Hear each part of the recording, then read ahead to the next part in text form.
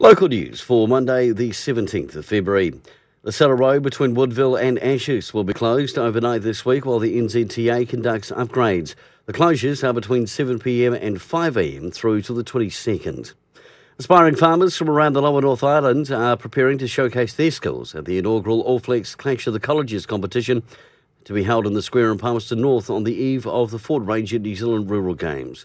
Emma Radcliffe, Vice Chair of Massey University Young Farmers and event co-organiser, says the competition will see more than 140 teams from high schools around the Lower North Island, including Wairarapa, compete.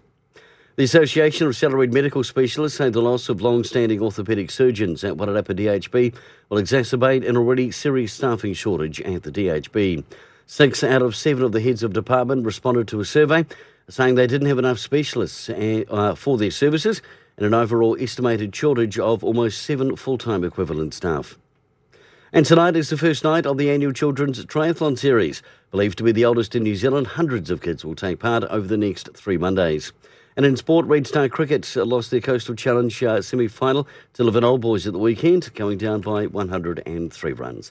For local news and sport, kia ora, I'm Brent Gare.